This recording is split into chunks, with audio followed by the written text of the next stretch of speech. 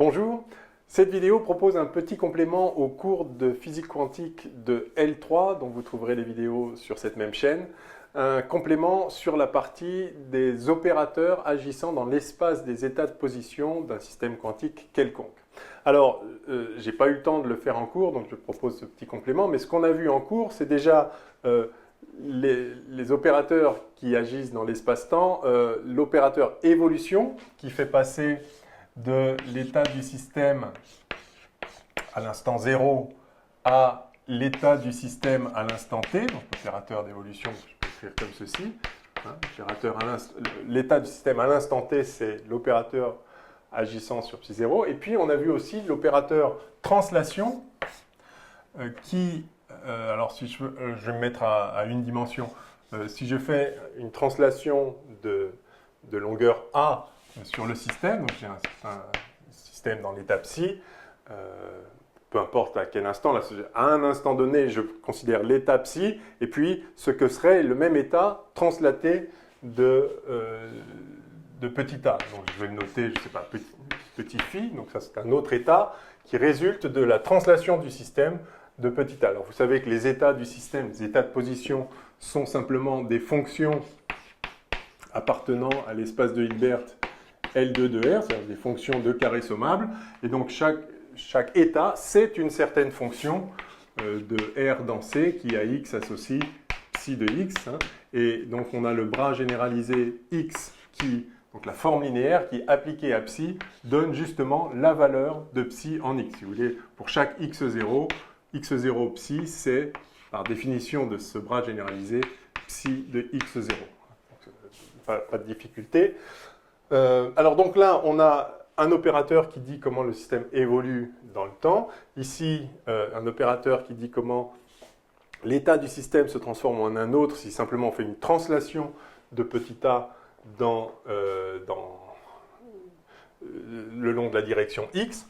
Et puis ce qu'on va voir aujourd'hui, c'est l'opérateur rotation qui, alors je vais, là où c'est un tout petit peu plus délicat, sur le plan simplement technique, c'est que du coup, si je fais une rotation, évidemment, je ne peux pas me mettre à une dimension. Il faut bien tourner dans l'espace. Donc, on va se mettre dans l'espace à 3 dimensions, bien sûr, l'espace géométrique, et on va considérer des rotations. Alors, je vais commencer, en fait, si, je vais écrire de façon générale l'opérateur qui réalise la rotation, on va dire, d'angle θ autour de l'axe U orienté. Donc, ça, c'est un vecteur unitaire dans une certaine direction. Et ça, c'est l'opérateur qui réalise la rotation d'angle θ autour de la direction U.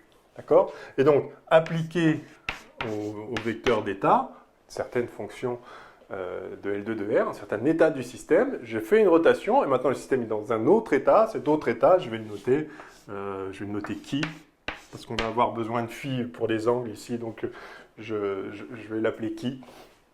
Donc, c'est simplement le nouvel état résultant de la rotation du système qui se trouvait dans cet état-là avant la rotation. Voilà. Donc voilà les trois actions correspondant à l'évolution dans le temps, une translation dans l'espace et une rotation dans l'espace. Et alors ce qu'on a vu déjà dans le cours, c'est comment de ces opérations-là, on a fait émerger la notion de générateur de l'évolution.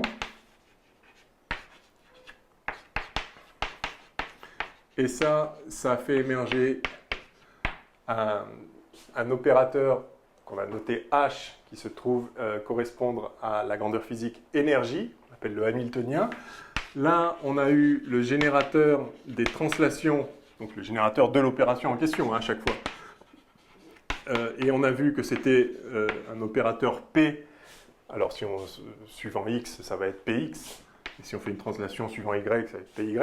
Et donc ça, on a vu en cours que c'était en fait l'opérateur correspondant à la grandeur physique impulsion dans la direction X, c'est-à-dire quantité de mouvement suivant X, m dv sur dt, m dx sur dt en version classique. Donc avec le théorème d'Ehrenfest, vous verrez sur les vidéos des cours, enfin on a déjà vu ça. Et là, ce qu'on va faire, ce qu'on n'a pas eu le temps de faire, et donc ce que je voudrais faire ici, c'est montrer que ça, c'est aussi un opérateur qui agit dans l'espace des états, que l'on peut écrire à partir de ces générateurs. Et ça va être donc, on va faire émerger le générateur des rotations dans l'espace. Et là, on va faire sortir, en fait, le moment cinétique dans la direction U. Je vais noter L. Donc, quand on connaît le théorème de Noether qui nous dit que l'invariance par translation dans le temps est associée à la conservation de l'énergie, que l'invariance par translation dans l'espace, c'est-à-dire par les translations comme ça, est associée à la conservation de la quantité de mouvement, de l'impulsion, et que l'invariance par rotation, c'est-à-dire l'isotropie de l'espace, en fait, est associée à la conservation du moment cinétique. Que j'affirme ça ne doit pas vous surprendre, mais on va le montrer explicitement, et c'est effectivement très beau et très agréable de retrouver ça. Donc, pour faire sortir cet opérateur, et pour montrer que c'est vraiment l'opérateur moment cinétique, je vais procéder exactement comme on l'a fait pour U et pour T. Alors, je vous rappelle juste en 2 mots la procédure. Ce qu'on a dit, alors ça c'était important, c'est que cet opérateur-là est unitaire. Donc ça, c'est une condition vraiment au cœur de la physique quantique. Bon, d'abord, tous ces opérateurs sont linéaires, bien sûr, en tant qu'ils agissent dans l'espace des états. Le fait que l'opérateur évolution soit linéaire, ça c'est vraiment le cœur de la physique quantique. L'évolution est linéaire. Mais en plus, c'est unitaire, c'est-à-dire que la norme de psi de t ne dépend pas du temps. Au cours du temps, le vecteur peut évidemment évoluer de façon très très diverse au sein de l'espace des états, mais il va toujours conserver sa norme. Si vous voulez, du coup, il va conserver... c'est une sorte de conservation des probabilités. Enfin, peu importe, on a commenté ça. Cet opérateur est unitaire. Celui-ci, on a vu qu'il était unitaire, mais à l'évidence, par construction, parce qu'en fait, cette fonction-là, la nouvelle fonction qui est l'ancienne, mais décalée de x, vérifie quoi? Vérifie que... alors, je vais le mettre là en petit. Si je fais x appliqué à phi, c'est-à-dire phi de x, ça va être donc x appliqué à la translatée de petit a de psi. Et ça, en fait, si j'ai pris une fonction psi, enfin, je ne veux pas que ça ait l'air d'une sinusoïde, je prends une fonction psi quelconque en fonction de x. Si je fais une translation de petit a, je vais me retrouver avec la même fonction translatée, d'accord, de petit a. Et donc, la nouvelle fonction, phi vaut en x ce que valait psi en x moins a. À l'évidence, c'est la définition de la translation. Donc ça, c'est en fait x moins a psi, c'est-à-dire psi de x moins a, soit dans un sens ou dans l'autre, d'accord. Et par conséquent, la norme de phi de x, la norme de phi, c'est quoi? Sa norme au carré, c'est la somme de simplement module au carré de phi de x dx sommé de moins l'infini à plus l'infini. Et la norme de psi, c'était quoi? Eh bien, c'était pareil avec psi. Moins l'infini à plus l'infini de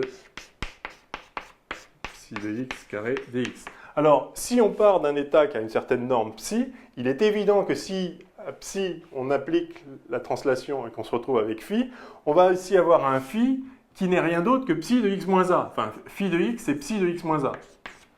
Donc en fait, allez, ça c'est égal à ça, x moins a, et c'est par un simple changement de variable ici, vous décalez, si vous faites l'intégrale sur tout l'infini, vous allez obtenir pareil. Donc il est évident que la norme de phi au carré, c'est la norme de psi au carré, et par conséquent, t est unitaire lui aussi. Alors, de la même façon, et pour la même raison, R, ici, l'opérateur qui réalise dans l'espace des états la rotation d'angle θ autour de la direction U, est aussi un opérateur unitaire, tout simplement parce que si vous avez donc une fonction de l'espace, vous avez donc ici,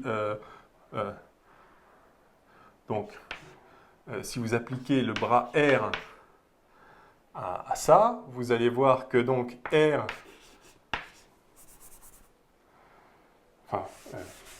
disons,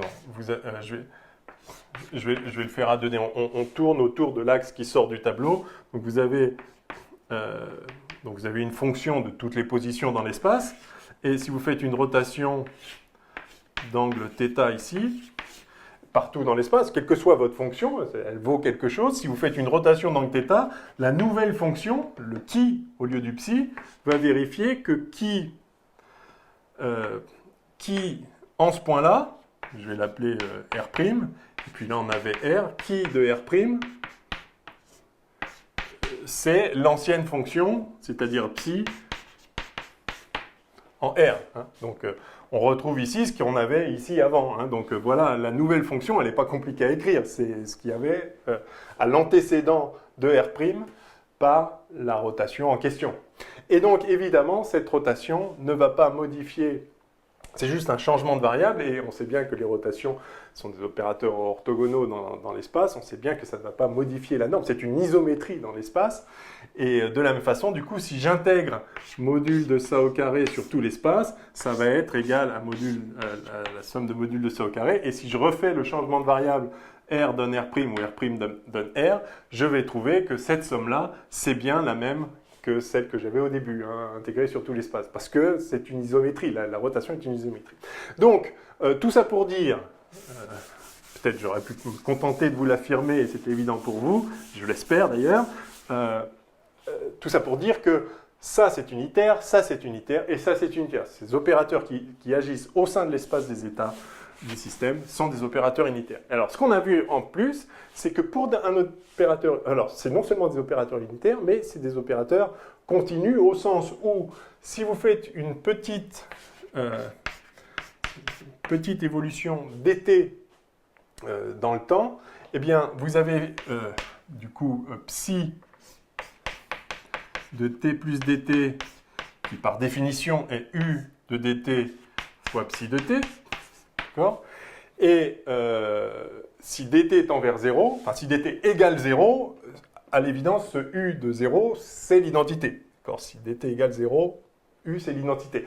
Et si dt est infinitésimalement petit, vous allez pouvoir faire un développement au premier ordre en dt, qui va donc, le u de dt, ça va être l'identité, comme si c'était à dt égale 0, c'est l'identité, et puis vous avez un plus dt fois quelque chose, hein, au premier ordre, puis il y aura un plus dt carré fois autre chose, au premier ordre, parce qu'on va faire tendre dt vers 0, donc je me contente du premier ordre, au premier ordre, j'ai dt plus un certain opérateur k. Alors ce qu'on avait vu, c'est que si on fait ça, il s'avère que k est anti-hermitien, c'est-à-dire qu'il est égal à l'opposé de son adjoint, du coup c'est pas une grandeur physique, mais il suffit de multiplier par i ou par moins i, ou diviser par i, c'est pareil, pour obtenir un opérateur auto-adjoint. Donc c'est ce qu'on avait fait, on avait remplacé ce k qui doit exister, il y a un certain k tel que u pour dt c'est i plus dtk, on avait simplement remplacé par moins i sur h bar dt et le nouvel opérateur. La seule raison de faire ça, c'est que effectivement, ce h qui apparaît ici maintenant est hermitien, c'est-à-dire qu'il correspond à une grandeur physique, et on avait vu, on a montré dans le cours que ce n'est rien d'autre que l'opérateur associé à l'énergie, à la grandeur physique énergie en physique classique. D'où ce h bar qui est simplement une normalisation, enfin, qui permet de donner la bonne dimension à h, et on retrouve du coup la définition de l'énergie qu'on avait en physique classique. Donc, simplement, on peut écrire ça, tout bêtement.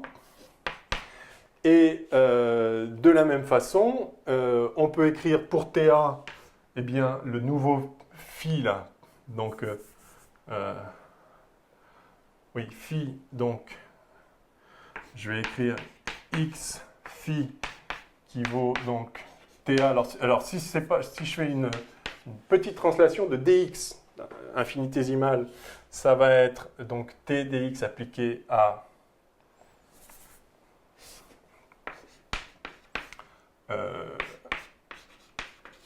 psi. Et ça, donc je peux de la même façon écrire cet opérateur translation quand dx tend vers 0, à l'évidence, la translation ne fait rien, donc ça tend vers l'identité. Et donc, au premier ordre en dx, je peux aussi l'écrire moins i dx sur h bar pour les mêmes raisons, fois un certain truc ici. Pour les mêmes raisons, j'introduis un i pour que ce soit hermitien, donc que ça corresponde à une grandeur physique. Puis je normalise par h bar, juste pour retrouver les grandeurs classiques avec une certaine dimensionnalité. Donc, appliqué à psi. Alors, je pourrais l'écrire sans le x, mais je vais l'évaluer en x pour voir comment agit cet opérateur-là dans l'espace des x. Et de la même façon, on va écrire ici que R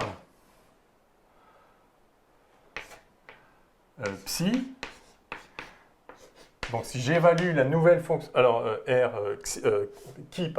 si j'évalue la nouvelle fonction, celle qui résulte de la translation en un point R quelconque, je vais obtenir donc la valeur de la fonction que j'avais avant, donc ça c'est sûr, ce qu'on vient de voir d'une part, enfin que j'avais à l'antécédent de R par la rotation, mais je peux toujours écrire de la même façon, donc ça c'est l'opérateur R θ U.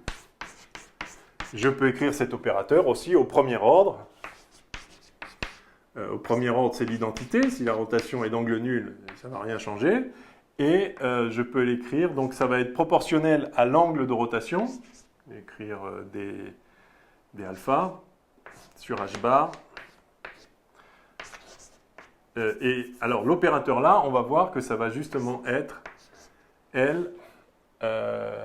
Je vais mettre indice U dans la direction U autour de laquelle on tourne de d alpha, appliqué à psi. Voilà. Donc ça, c'est juste écrit au premier ordre. Alors maintenant, on a déjà vu ce que donnait ça. Maintenant, on va voir ce que donne ça, tout simplement. Alors, je vais commencer par un cas particulier. On va tourner autour de l'axe DZ, enfin de l'axe UZ, pardon, enfin de l'axe, ouais, d'un angle phi autour de l'axe Z. Et puis on généralisera pour n'importe quel axe. Évidemment, on peut choisir la direction qu'on veut, mais ça va permettre de faire sortir une analogie formelle d'une part avec ça, et ensuite on va l'écrire de façon générale, et c'est là qu'on va vraiment voir apparaître le moment cinétique. Ça va être très beau. Alors ça, on l'a déjà fait, hein, il suffit de l'écrire. Vous voyez que ça, le psi de t plus dt, c'est donc, si j'écris ça, ça fait psi de t moins i sur h bar dt, je vais le mettre en dessous, moins i sur moins i dt sur h bar h psi, d'accord, hein, j'ai juste développé ça, j'ai i fois psi de t, ça fait ça, moins i de fois psi de ça, et donc si je prends cette première ligne, j'ai psi de t plus dt moins psi de t,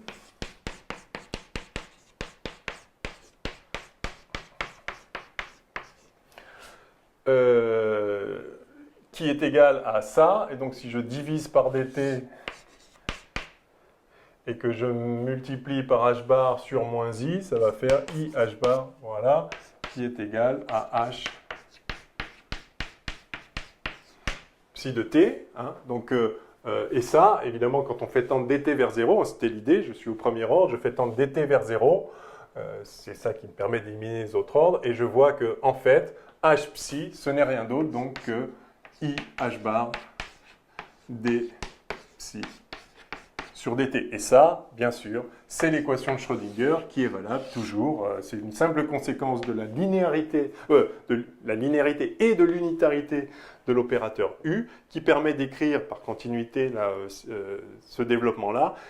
En faisant sortir un certain opérateur, cet opérateur vérifie ça, c'est l'équation de Schrödinger. Et après, donc, on a montré que H, c'était bien l'opérateur énergie. Hein, c'est ce qui se conserve lorsque le hamiltonien ne dépend pas du temps, etc. etc. Bon, enfin, lorsqu'on a un état stationnaire, pardon, qui est état propre du hamiltonien. Bref, je ne refais pas cette partie du cours. De la même façon, ici, on a ça, c'est phi de x, et on a vu que phi de x, donc c'est la valeur de la fonction, la nouvelle fonction au point x, c'est la valeur de l'ancienne fonction au point x moins dx, ici. Hein, donc ici, on a en fait phi de x, c'est-à-dire psi de x moins dx, D'accord? Donc ça égale, alors c'est pareil, hein, j'ai écrit ça, donc ça fait l'identité fois psi, c'est psi, évalué en x, donc ça c'est égal à psi de x. Et ensuite, moins i dx sur h bar xp psi, d'accord? J'ai juste écrit ça, d'accord? En disant que le phi de x, c'est psi de x moins dx.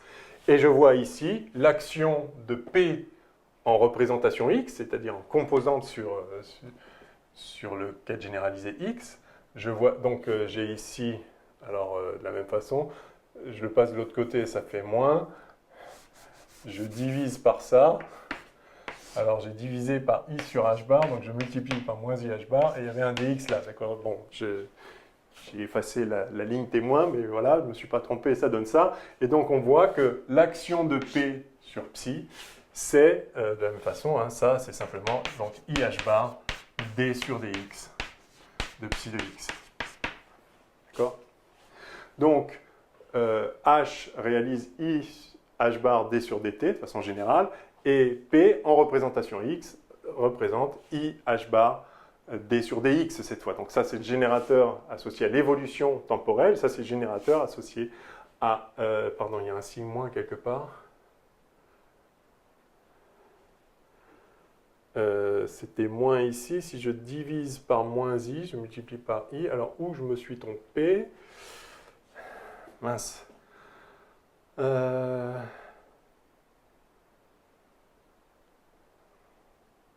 Ah oui, oui, non, pardon. Oui, c'est psi de x moins dx. Oui, d'accord. Quand dx tend vers 0, là, c'est psi de x moins psi de x plus moins dx qui tend vers ça. Donc, hein, d'accord, donc c'est l'opposé. Hein. Donc ça, c'est bien, ça, c'est moins ici. D'accord. Donc ça égale ça. Hein, d'accord. Donc, h réalise IH bar d sur dt, P réalise moins IH bar d sur dx de façon évidente. Alors maintenant, que se passe-t-il pour les rotations? Alors, je vais effacer ça.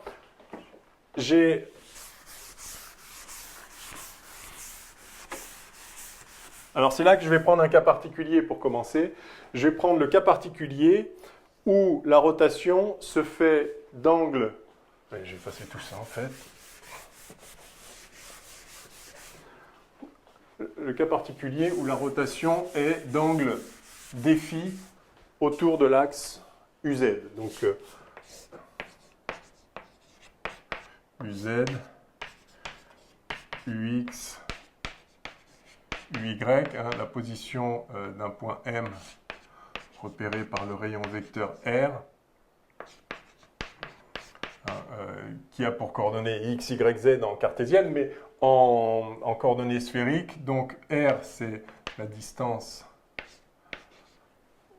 à l'origine. Ensuite, on a θ, qui est donc l'angle par rapport à l'axe en question, et phi, qui est justement l'angle azimutal autour de UZ. Alors, appliquons ça.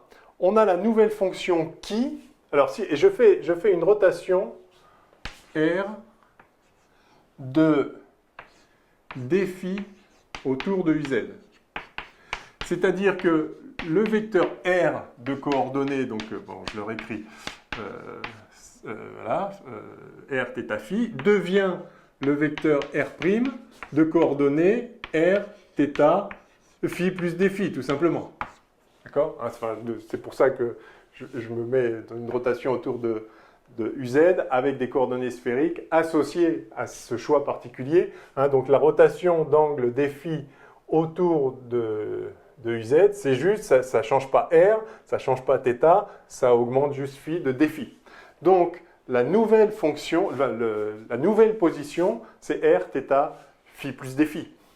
Par conséquent, cette fonction-là, donc la nouvelle fonction, donc après l'application, je vous rappelle que qui, c'est l'application de l'opérateur dans l'espace des états correspondant à une rotation d'angle dφ autour de UZ. Ça, appliqué à la fonction initiale, à l'état initial, je lui applique l'opérateur rotation, j'ai la nouvelle le nouvel état, eh bien, ce nouvel état est tel que lorsque j'évalue en R sa position, j'ai donc qui de R. Ce qui de R, c'est pas n'importe quoi, c'est la valeur de la fonction initiale en l'antécédent par la rotation, c'est-à-dire, donc si ça c'est R θ, en fait en R', je vais l'écrire comme ça, en R', en phi plus des phi, voilà. La valeur de la fonction en R θ phi plus des phi, c'est la valeur de la fonction d'avant en R θ phi. D'accord? Donc on a ça. Écoutez, je vais plutôt l'écrire, ça ne change rien. Je vais plutôt regarder la valeur de la fonction en R θ phi. Voilà, au point R. J'ai ce que j'avais avant en R θ phi moins des phi. Ok? Ça ne change rien, on est d'accord, mais ça va faciliter ici l'écriture. Donc la nouvelle fonction, c'est-à-dire ça, c'est égal à ça, parce que c'est ça la rotation, et par ailleurs, c'est égal à l'application de ça. Hein? Enfin, c'est à l'application de R sur la rotation, donc, et la rotation, je l'écris comme I moins I d alpha sur H. Alors le d alpha ici, c'est mon défi, fois L bar. Donc ça, par ailleurs, c'est égal à I appliqué à psi, donc c'est simplement psi au point R, donc ça c'est psi de R θ phi. Ça, c'est le premier terme. Et puis, moins I d alpha, alors le d alpha, c'est des phi en l'occurrence, sur H bar. L'opérateur en question, donc, qui correspond à une rotation infinitésimale autour de UZ, d'angle des phi, hein, justement. Enfin, disons, pour un angle des phi, ça fait des phi fois un certain truc, là. Appliqué donc à psi et évalué au point R. Alors,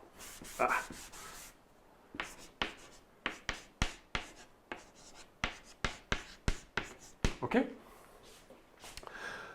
Voilà, eh bien, c'est formidable parce que je trouve, donc maintenant je peux effacer ça. Donc, vous voyez, c'est exactement la même procédure que pour la translation dans l'espace et pour l'évolution dans le temps. J'ai donc la nouvelle fonction qui est en fait la valeur de l'ancienne à l'antécédent de R, c'est-à-dire ça, qui vaut donc l'application de l'opérateur sur psi, donc ça vaut ça. Et donc je peux écrire que psi de R θ phi moins des phi moins psi de R θ phi divisé par des phi, hein, je divise par des phi, je mets là de l'autre côté, je divise par des phi, je multiplie par h bar, je divise par moins i, et donc j'ai i h bar fois ça, qui est égal à R, alors je vais écrire R θ phi pour être complètement explicite, ce R c'est R θ phi, LZ psi. Et donc le générateur des rotations autour de l'axe Z, voici son action. Alors on pourrait dire que c'est son action en représentation phi, en quelque sorte, en représentation angle. Hein, lorsque j'évalue la fonction en phi, alors en R et θ aussi, mais R θ ne change pas justement dans cette rotation. Donc ce qui change, c'est phi. Et lorsque j'évalue donc LZ appliqué à psi en phi, je trouve en fait, là à nouveau, si je fais tendre des phi vers 0, hein, j'étais au premier ordre, donc si je fais tendre des phi vers 0, alors attention, ce serait ça moins ça sur des phi qui tend vers la dérivée par rapport à phi, donc là on a bien le moins. Donc en fait, j'ai ça qui est égal à moins i h bar d sur des phi de r θ phi psi, de la valeur de la fonction en r θ phi. Voilà, et donc on retrouve exactement la même structure pour ce générateur des rotations.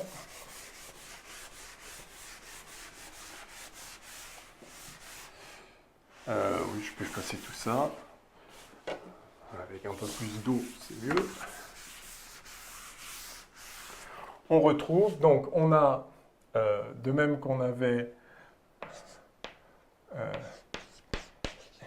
x, p, psi, l'action de p en représentation x, c'était moins i h bar d sur dx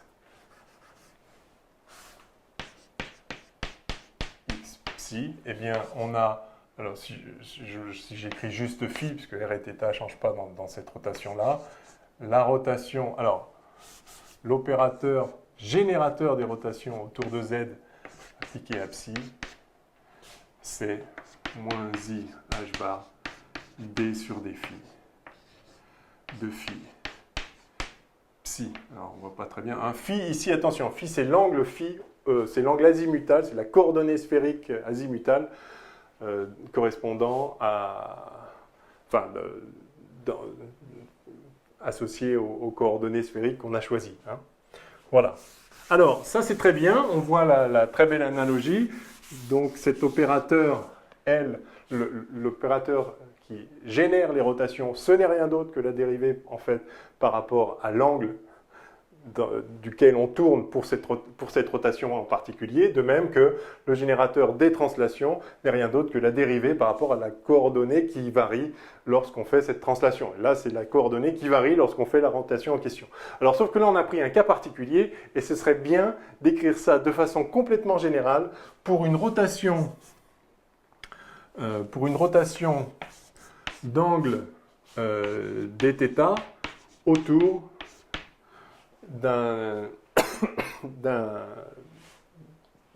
d'une direction U quelconque. Alors, pour faire ça, c'est très simple. On a fait l'essentiel, puisqu'on a déjà vu qu'en fait, la nouvelle fonction qui, en R, c'était égal à l'ancienne fonction psi en R, enfin, en l'image inverse de la rotation, l'image inverse par la rotation du R en question pour l'ancienne fonction. Hein, d'accord si vous appliquez la rotation à ça, vous allez trouver R, et là vous aurez la nouvelle valeur après rotation, hein, donc c'est juste, j'écris l'un ou l'autre. J'ai maintenant au point R ce que j'avais avant à l'antécédent de R par la rotation en question. Et alors, la seule chose à écrire, c'est comment écrire R comment écrire ça, là, le rayon d'où vient le lieu qui se trouve maintenant au point R, pour une rotation d'angle dθ autour de U. Eh bien, la réponse, la voici. Lorsque vous faites une rotation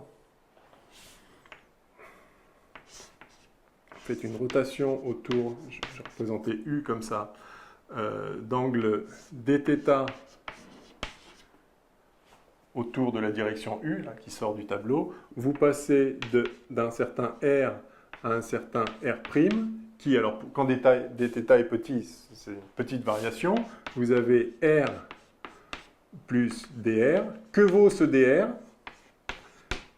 Alors là, si vous vous souvenez un tout petit peu vos cours de mécanique, ceci n'est rien d'autre, ce dr-là, c'est en fait, alors vous voyez qu'il est dans le plan ici, et vous voyez en fait, donc quand dt tend vers 0, ce n'est rien d'autre que U vectoriel.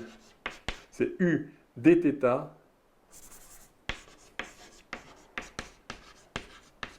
dθ U vectoriel R. Je ne sais pas si tout le monde voit ça, j'espère que oui. Réfléchissez-y, écrivez-le dans les bases qui vous plaisent. Enfin, peut-être le plus simple, c'est de se souvenir du vecteur rotation lorsque vous avez un mouvement de rotation autour d'un axe, avec un vecteur rotation ici, oméga, qui est simplement dθ fois U, je vais noter U delta, l'axe autour duquel on tourne, d'accord? Enfin, ou U tout simplement, c'est notre U ici. Quel est le vecteur vitesse d'un point qui est simplement en rotation avec ce vecteur rotation? D'accord? Si vous avez un corps ici de masse m, enfin peu importe, vous avez un corps qui se trouve à la position r, quelle est sa vitesse? Eh bien, vous savez, pour une rotation autour de cet axe-là, vous avez la vitesse qui vaut, eh bien, oméga vectoriel r, tout simplement. Hein? Et donc, vous avez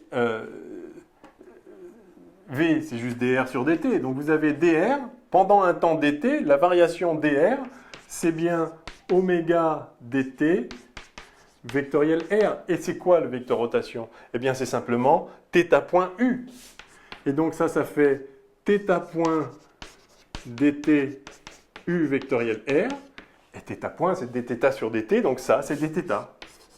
Et vous retrouvez exactement ce que j'ai écrit là, la variation, le petit dr, la petite variation de position lorsqu'on fait une rotation infinitésimale, d'angle infinitésimal dθ autour de u, s'écrit dr égale dθ u vectoriel r, c'est ce qu'on voit ici. Donc en fait, vous le savez déjà, ça. Si jamais vous l'avez oublié, c'est possible, mais vous avez déjà vu 1000 fois, c'est de la simple géométrie dans l'espace. Lorsque vous faites une rotation infinitésimale autour d'un axe, vous allez en fait faire varier, au premier ordre, hein, vous allez faire varier le rayon vecteur de, très exactement, dθ, l'angle infinitésimal de la rotation, u vectoriel r. Vous voyez que c'est bien sûr, la variation se trouve dans le plan orthogonal à l'axe de rotation, évidemment, parce qu'on tourne autour de cet axe-là, donc tous les dr sont dans le plan, et de combien ça vaut, enfin voilà.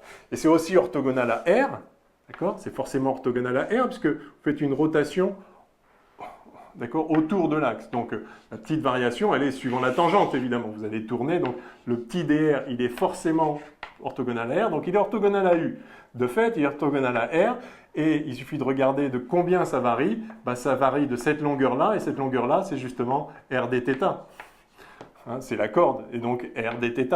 Hein, ces deux vecteurs sont orthogonaux. Donc, enfin, bon, vous pouvez le retrouver de 1000 façons. C'est absolument évident que la variation dr lors d'une rotation comme ça, c'est dθ u vectoriel r. Alors, si maintenant vous avez retrouvé ça, je vous ai un peu aidé, mais bon, admettons que vous le saviez ou que vous auriez su le retrouver. En tout cas, voilà ce que ça donne. On voit que la nouvelle fonction au point R, c'était en fait l'ancienne fonction au point R moins dr.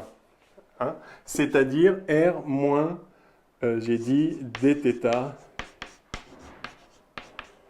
u vectoriel R. Eh bien ça suffit pour écrire, exactement comme on l'a fait avant, l'action de l'opérateur rotation et d'en déduire l'action du générateur de la rotation, cette fois quelconque, c'est-à-dire la rotation d'angle dθ autour d'une direction quelconque u.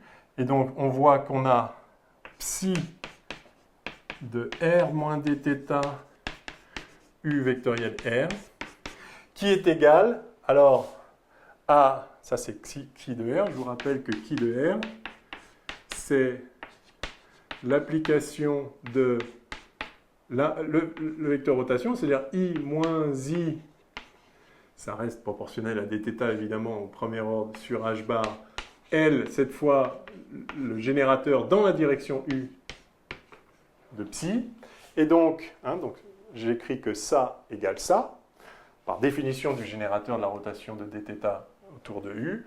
Et donc ça me fait psi en R pour le premier terme. Et pour le deuxième terme, j'ai justement l'action que je cherche, I dθ sur h bar, donc R, L dans la direction U, psi. OK? Et maintenant, je vais développer ça également au premier ordre. Psi de R moins dθ u vectoriel R, ça, c'est psi de R.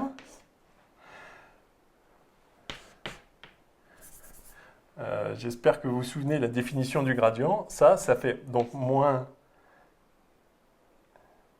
dθ u, enfin, moins, je vais l'écrire, moins ça c'est dr. Je vais l'écrire avec le dr, comme ça vous allez voir. Moins dr scalaire nabla, psi de r. Hein, d'accord, pensez à une dimension, si c'était à une dimension, psi de x moins dx, ça vous ferait psi de x moins dx d psi sur dx. D'accord.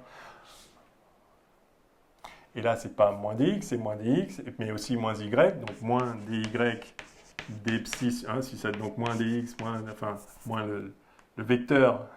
Vous avez une fonction de x, donc... Le problème, c'est que je ne sais pas exactement où vous en êtes mathématiquement, mais donc, je vais l'écrire explicitement. Psi de r moins dx ux moins dy uy moins dz uz. Je reviens en cartésienne. Donc c'est une fonction de x, y, z. Ça c'est x, y, z. D'accord. Mais donc de x moins, enfin bref. Et donc ça, si vous avez donc effectivement psi de r moins dx d psi sur dx moins dy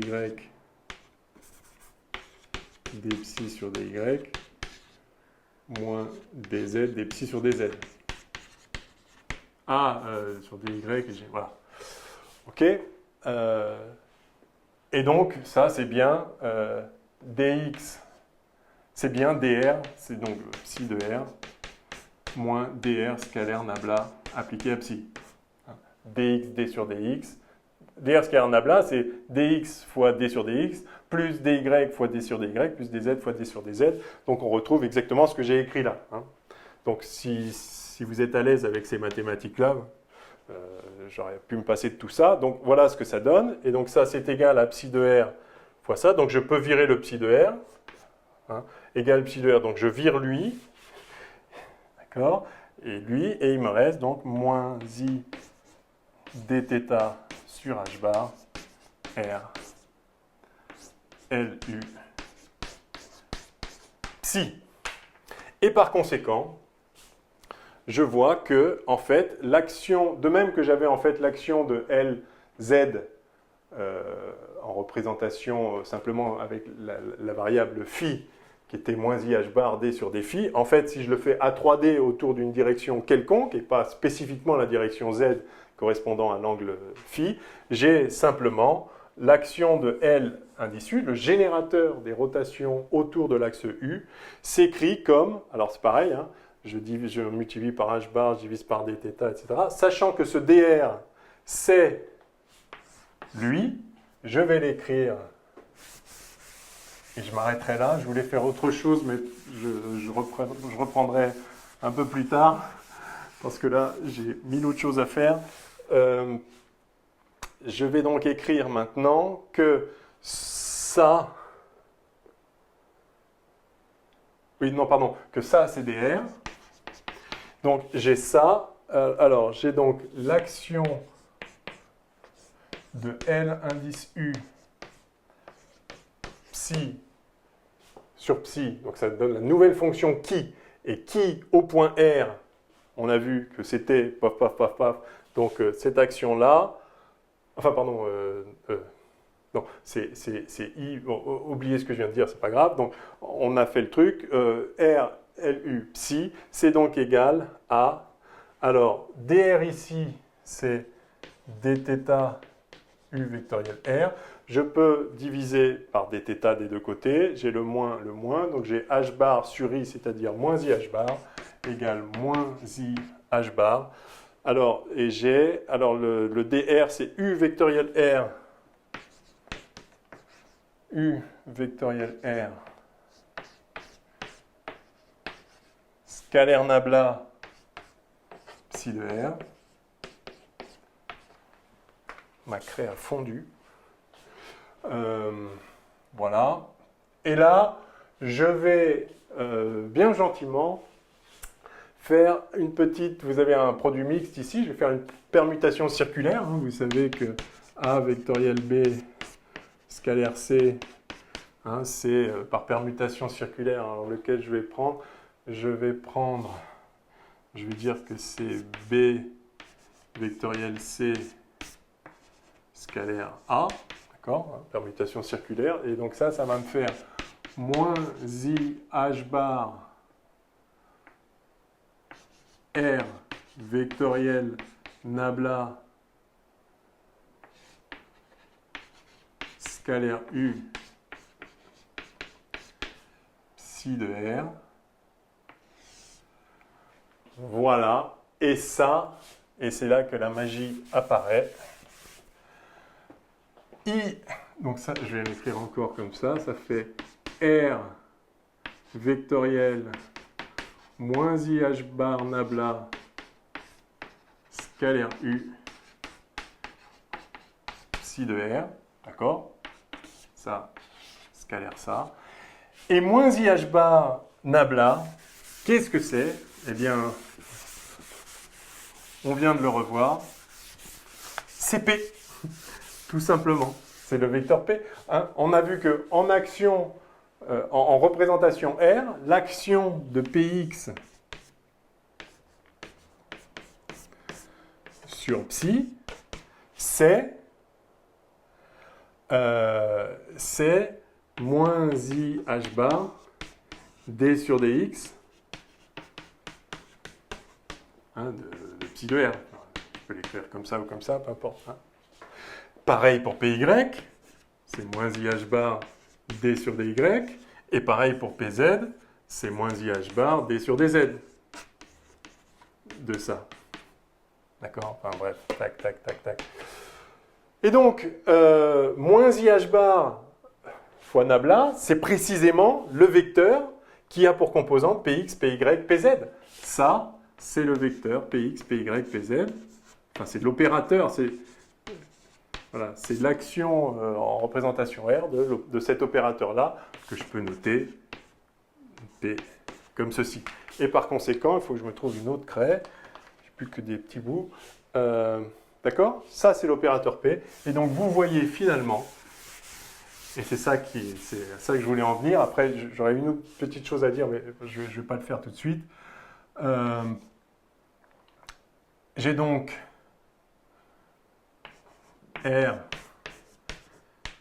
LU psi qui est égal à, alors je vais appeler ce grand truc là L scalaire U appliqué à psi.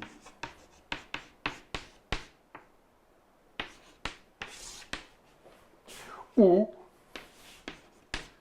L est égal à R vectoriel P, et puisque en représentation R, c'est là, on est en représentation R, hein, on a pris avec le bras R, donc la composante de l'état qu'on obtient sur le quête généralisé R, comme donc, dans cette représentation, en fait, l'opérateur R agit sur psi en représentation R, simplement en multipliant par R.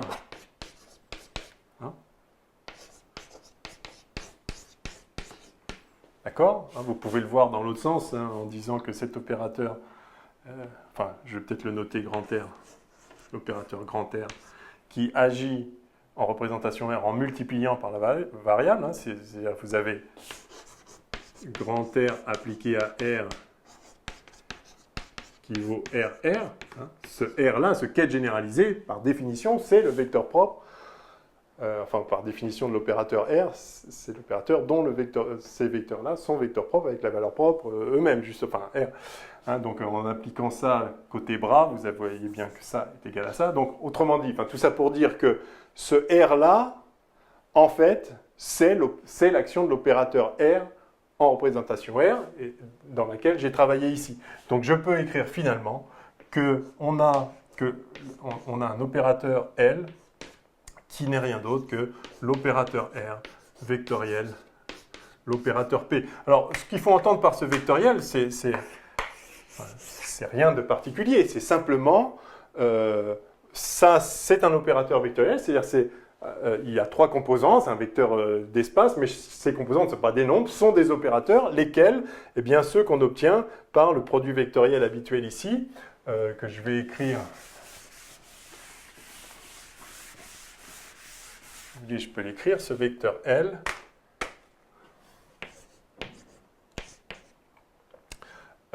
A pour composante, donc un Lx, Ly, Lz, si je me mets en cartésienne, et donc ça va être x, y, z, des opérateurs, mais formellement, je peux faire le produit vectoriel avec px, py,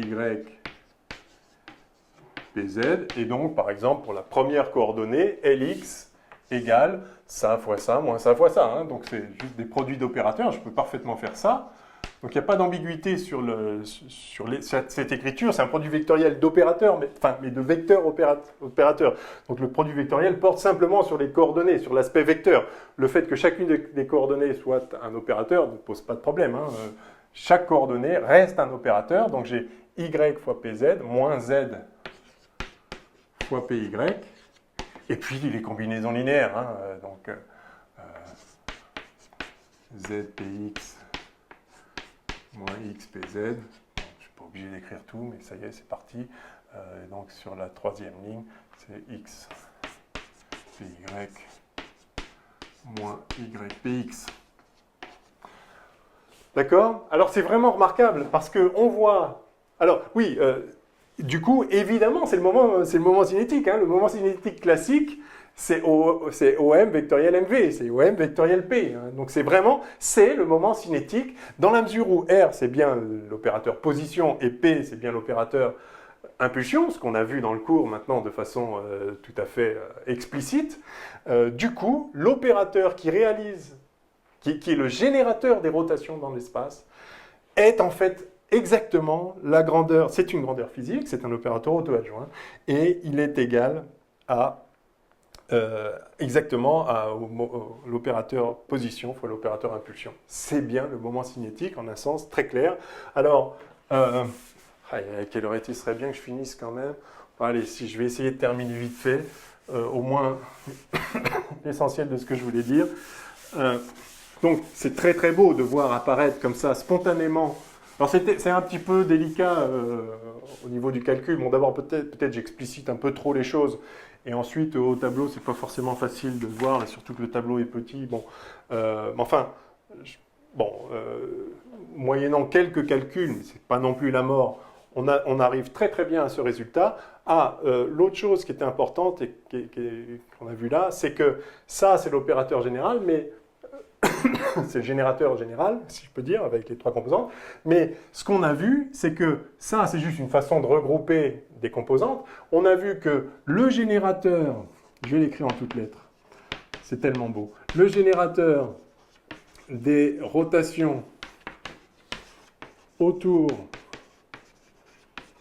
de U, un vecteur unitaire quelconque dans une certaine direction dans l'espace, est LU, qui est justement ce vecteur-là, scalaire U. C'est ça qu'on a obtenu. Hein.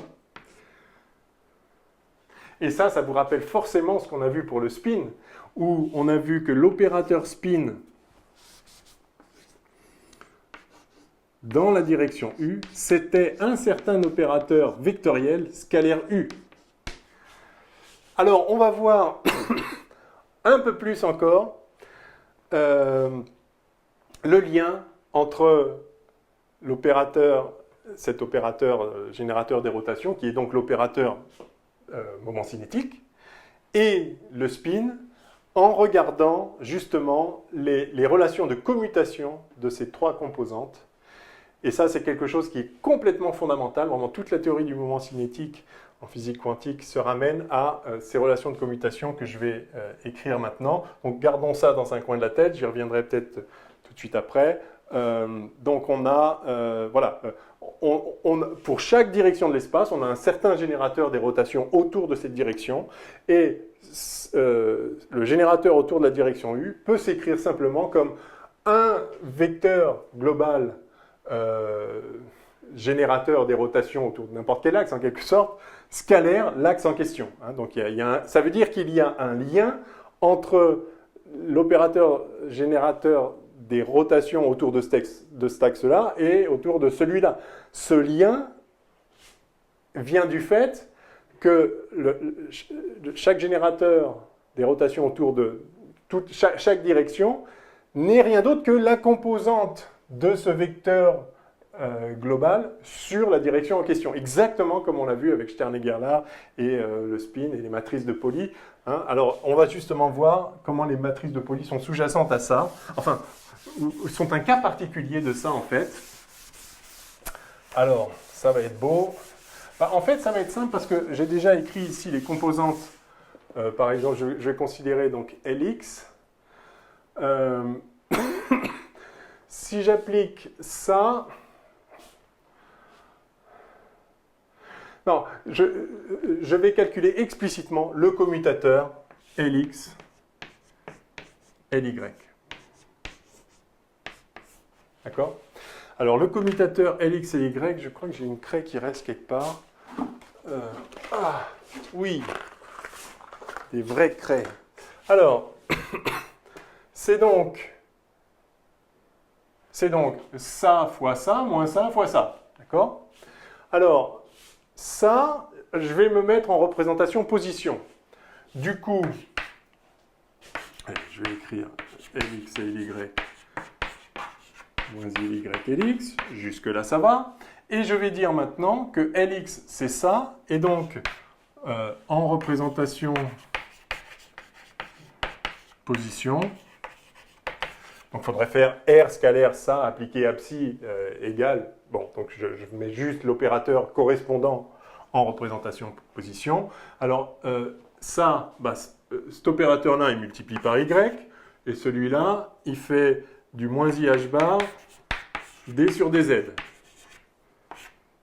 Je vais mettre moins IH bar devant. C'est un produit. Hein. Donc, moins IH bar Y D sur DZ. J'ai ça. Moins à nouveau moins IH bar D sur DY, donc ici plus IH bar, ça multiplie par Z, et donc ça dérive par rapport à Y. Voilà le premier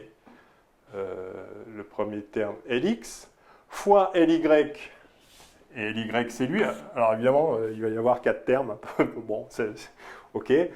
Donc ça fait, il y a toujours moins IH bar. Si je mettais moins IH bar en facteur, bah, soyons explicites. Donc moins IH bar Z D sur DX plus IH bar X D sur DZ. Alors tout ça appliqué à psi de R. Hein. Donc je regarde juste l'opérateur.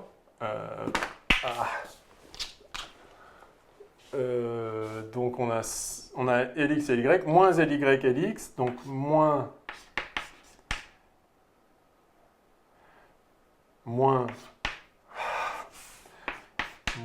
IH bar Z D sur Dx plus IH bar X D sur DZ, facteur de moins IH bar Y D sur DZ plus IH bar Z D sur DY. Bon, il y a beaucoup de choses qui vont dégager, hein, du moins je l'espère. Ok, j'efface ça. Cette vidéo est trop longue, j'ai plus d'eau dans mes chiffons. Ah. D'accord, donc ça, on a dit que c'était Lx et Ly. En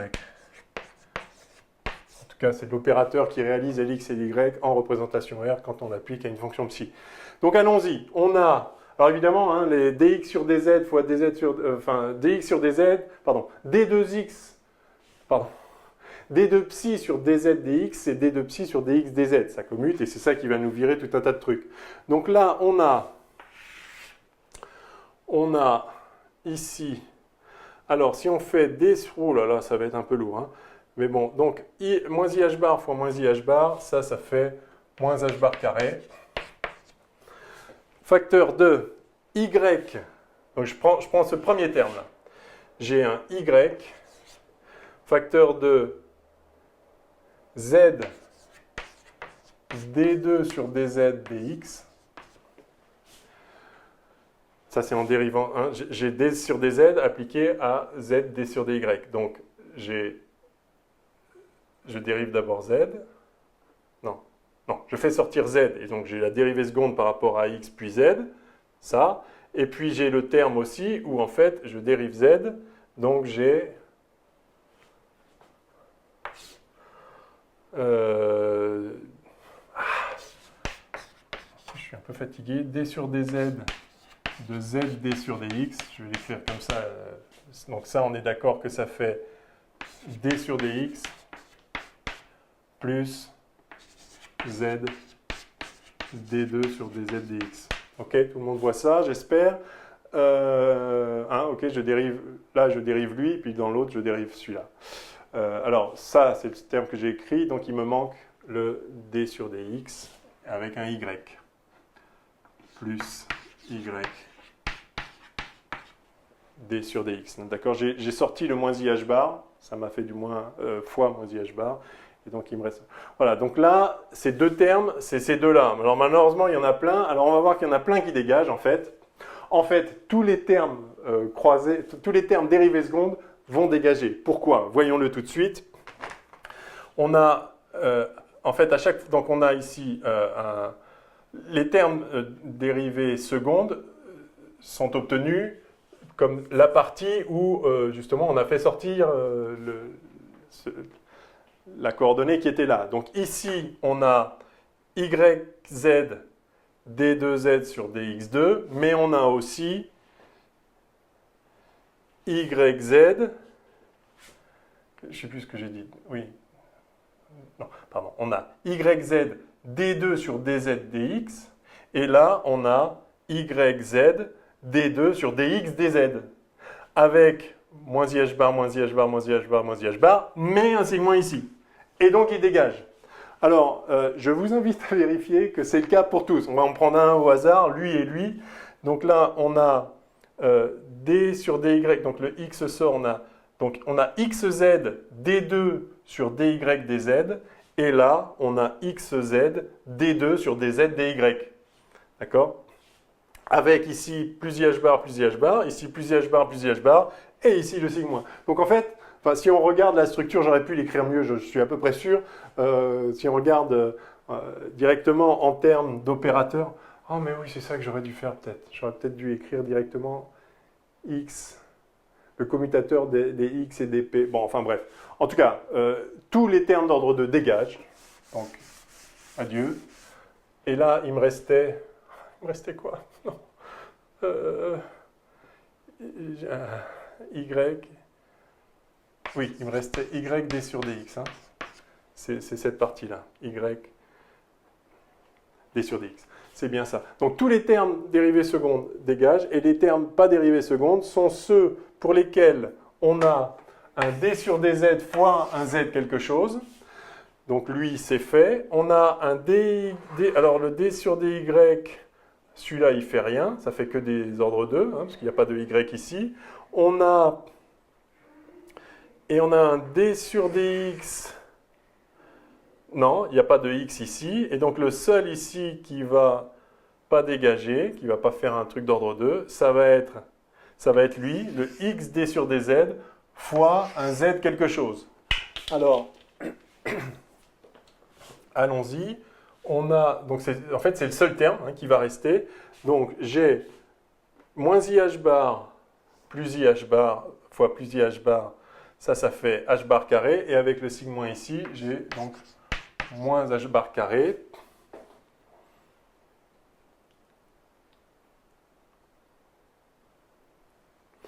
Et j'ai donc z. J'ai z. Non, pardon, c'est celui-là. Oui, c'est celui-là. Donc j'ai ih bar, ça fait moins h bar carré. Avec le signe moins, ça fait plus h bar carré. Je vais les encadrer en jaune. Je fais celui-là fois celui-là. C'est le seul qui ne fait pas une dérivée d'ordre 2. uniquement parce qu'il y a un d sur dz de z fois quelque chose. Donc ça... Alors, donc ça fait IH bar carré fois IH bar carré, ça fait moins H bar carré, mais avec le signe moins là, ça fait plus H bar carré. On va y arriver, on va y arriver. Et donc ça fait X. J'ai X d sur dz de z d sur dy. Tout ça appliqué à psi de r, bien sûr. Or ça fait... Je dérive z, donc ça fait x d2, pardon, oui, quand je dérive z, ça fait le x d2 sur dy dz, ça c'est celui qui est d'ordre 2, qui dégage avec un autre là, le x dy, bon, celui-là on a vu qu'il dégageait, donc il reste au contraire celui où j'ai dérivé z, et donc il me reste x d sur dy. Bon, on y est. Ok, alors, et en plus ça a l'air d'être correct, ce qui est un quasi-miracle. Faites-le tranquillement chez vous, je suis sûr que vous pouvez vous y prendre mieux par ailleurs. L'essentiel c'est de voir que c'est pour de vrai, quoi. Ça le fait vraiment, c'est pas... voilà.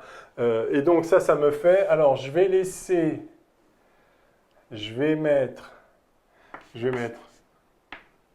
moins h bar. Je vais mettre plus h bar. Bon, h bar carré. Facteur de x d sur dy moins y d sur dx. Eh bien ça, si on avait laissé nos composantes, on aurait bien trouvé que Lz, vous vous rappelez que Lz, hein, c'était la composante suivant z de R vectoriel P, n'est-ce pas? Et donc, c'est-à-dire de x, y, z vectoriel Px, Py, Pz. Et donc la composante suivant z, c'est x, Py. Je m'y suis pris super mal. Mais bon, on y arrive quand même, c'est juste qu'on se complique la vie. Alors, x, Py moins y, Px. Et donc, ça, c'est moins IH bar d sur dy. Et lui, c'est moins IH bar d sur dx. Et lui, c'est y, bien sûr. Et lui, c'est x. Donc, on retrouve quasiment ça ici. Alors, à quoi près? Eh bien, là, on a... Donc, si on avait moins IH bar fois ça, c'est Lz. Donc, ça, c'est Lz divisé par moins IH bar. Et donc, divisé par moins I, ça fait fois I, H bar carré sur H bar. Donc, ça fait I H bar Lz. On n'a même pas triché. Voilà. Voyez? On est d'accord? I H bar Lz. Par conséquent, on trouve finalement que Lx, Ly égale I H bar Lz. Et ça, c'est extraordinaire. C'est donc la relation vraiment, on appelle ça les constantes de structure du groupe des rotations. Enfin, donc, cette relation de commutation entre les générateurs des rotations dans trois directions orthogonales. Alors, si on en prend trois autres, c'est pareil. Hein, ce qu'on a appelé x, y, z. Tout ce qu'il y a là-dedans, c'est que ça forme un trièdre orthonormé direct. Enfin, trois directions orientées positivement. X, Y, Z, trois directions orthogonales formant un trièdre direct. Et donc, on a cette relation de commutation et évidemment toutes les permutations circulaires. Hein. Ly, Lz, parce que la seule propriété là, c'est qu'on a trois directions orientées orthogonales directes. Donc, si on en prend trois autres, par exemple, au lieu de X, Y, Z, Y, Z, X, on va trouver exactement pareil. J'écris pas la troisième. Donc, c'est vraiment la structure des moments cinétiques donc, en fait, ceci traduit plus précisément la structure des opérateurs rotation, la structure des symétries de l'espace associées aux rotations. Et donc, c'est quelque chose de complètement général, encore une fois, qui est lié simplement en fait aux relations de commutation des rotations elles-mêmes. Hein, vous savez que les rotations ne commutent pas les unes avec les autres. Les translations commutent, d'accord? En tout cas dans un espace non courbe. On ne travaille pas en espace courbe.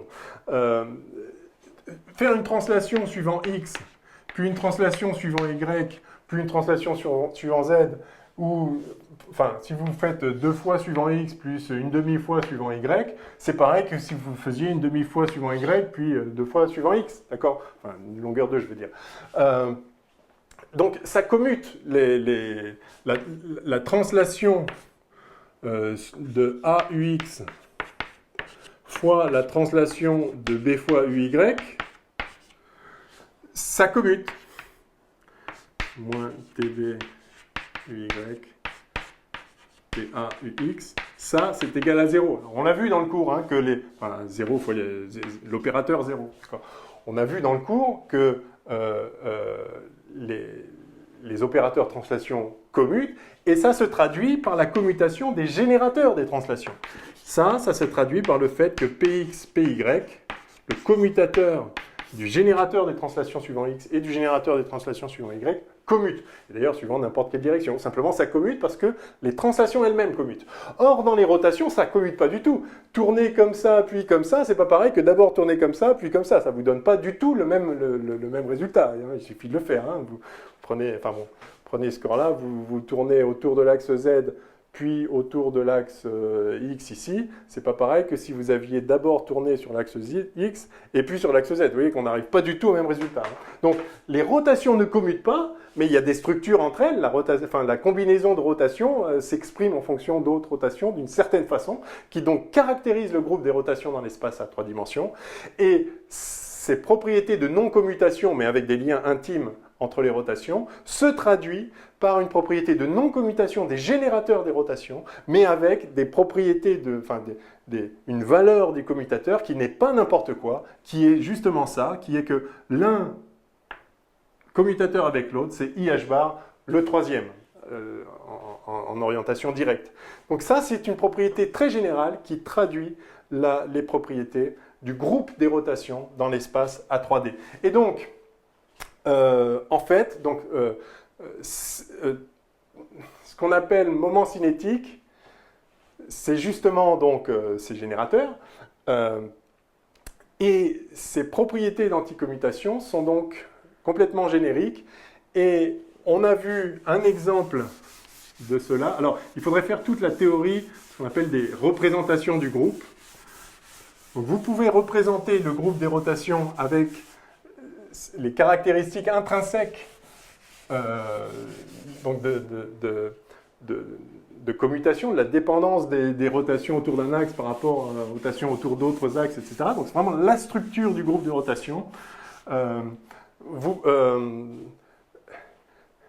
Peut-être représenté mathématiquement, on ne va pas faire la théorie des représentations de groupe, mais peut-être représenté dans des espaces de diverses dimensions. Ça peut être représenté dans un espace réel à 3 dimensions, c'est précisément les vecteurs ordinaires dont on a l'habitude, mais on peut représenter les mêmes structures du groupe des rotations dans d'autres types d'espaces, et en particulier, on peut représenter ces structures-là dans un espace à 2 dimensions, et c'est ce qu'on a fait sans le savoir, enfin, peut-être vous ne le saviez pas, quand on a traité les spins 1,5.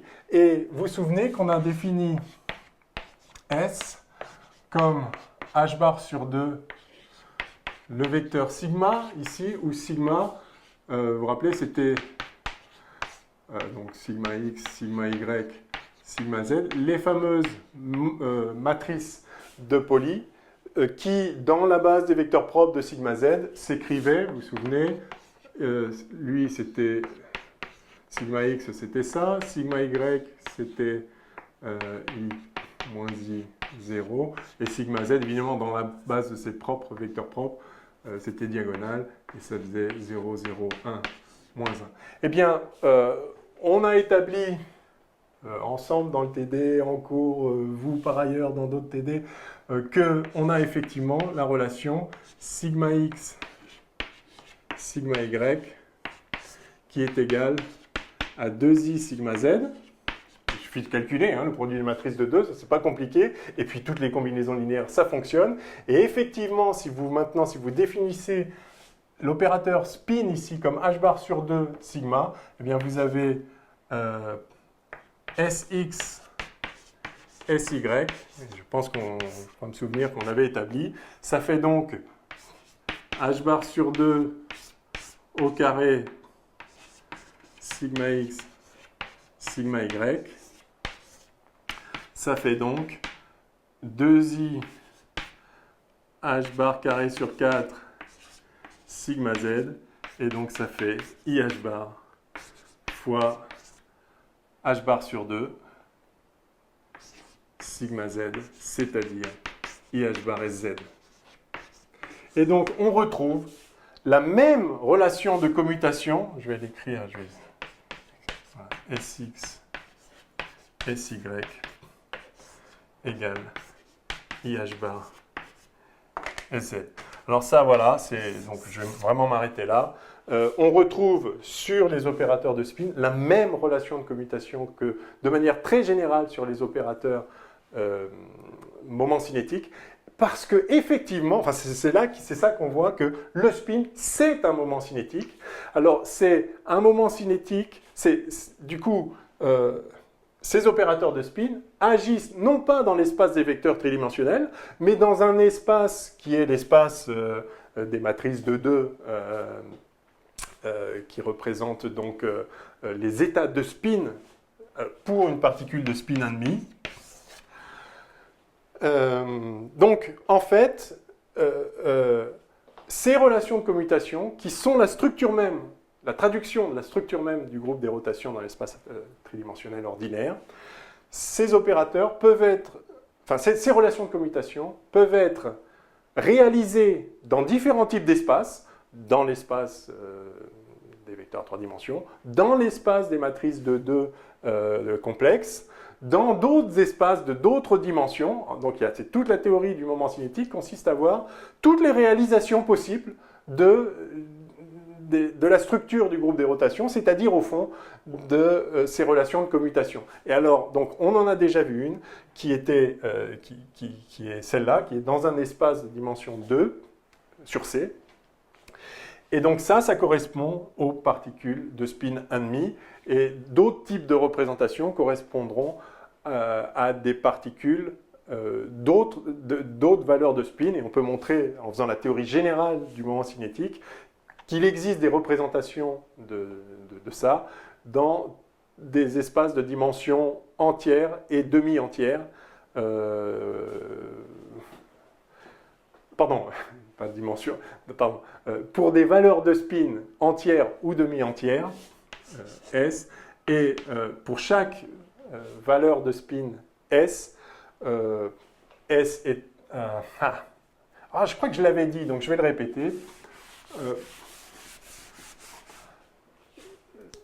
S étant la valeur... Alors, on peut montrer que, de manière très générale, hein, que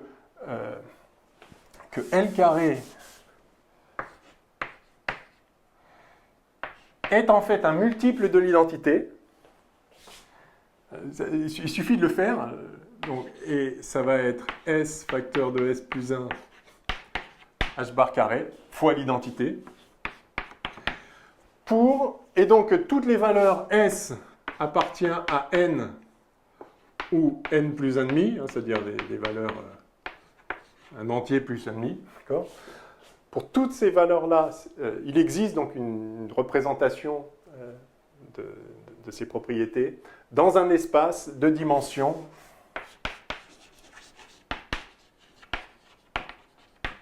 de dimension 2S plus 1.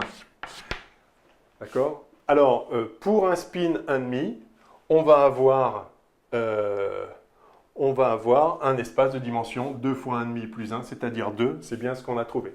Pour un spin S égale 1, on va avoir une représentation dans un espace de dimension 3, comme l'espace ordinaire, justement, avec des vecteurs standards dans l'espace géométrique ordinaire. Mais vous pouvez avoir des représentations du même groupe des rotations sur un espace avec un spin, je sais pas, de 2,5, et pour un spin de 2,5, le nombre, vous avez... l'opérateur moment cinétique associé va agir dans un espace de dimension 2 fois 2,5 plus 1, c'est-à-dire 6. Voilà, et bon, bref. Donc, vous verrez par ailleurs, plus tard, la théorie générale des moments cinétiques et comment on peut composer des moments cinétiques. Mais je voulais quand même en dire un mot, parce que j'en ai dit un petit mot dans le cours un peu très rapidement. Vous voyez qu'il y a un lien vraiment profond entre finalement ce qu'on a vu sur le spin et, de manière générale, la manière dont agissent les rotations dans l'espace des états. Puisque ici, on a juste écrit vraiment la rotation, c'est-à-dire on a dit que si on applique une rotation, la nouvelle fonction d'onde, le nouvel état du système, prend au point R la valeur que prenait l'ancienne au point antécédent avant cette rotation. Hein. Donc c'est tout ce qu'on a écrit. Et ça nous a fait sortir des générateurs dont on a vu explicitement qu'ils étaient le moment cinétique au sens classique. Et on a vu que les composantes du moment cinétique dans une direction U, c'était bien L scalaire U, comme on l'a vu pour la composante du moment magnétique ou du spin quand on a fait Stern-Negerla et le qubit de spin 1,5. Et par conséquent, il n'existe pas d'états qui ont à la fois une valeur bien définie du moment cinétique suivant X et du moment cinétique suivant Y, soit dit en passant. Hein, de même qu'il existe, de même que la relation de commutation XP, X égale IH bar interdit qu'on puisse avoir une valeur bien définie de la position et une valeur bien définie de la quantité de mouvement sur un Emax. De même, il est exclu qu'on ait à la fois une valeur bien définie du moment cinétique dans une direction, une composante du moment cinétique classique dans une direction, et dans une autre. De même qu'on l'avait vu pour les spins. En fait, donc, le spin 1,5 qu'on a vu n'est qu'un cas particulier de ce qu'est un moment cinétique de façon générale. Et le point clé, et qu'on a démontré ensemble là, c'est cette relation de commutation entre les générateurs des rotations. Bon, je vais m'arrêter là, j'ai complètement explosé mon temps. Bon, bref. Ben voilà, ça clôt donc finalement ce chapitre sur les opérateurs agissant dans l'espace des états de position. Voilà. Bon, eh bien, à bientôt pour la suite du cours en amphi.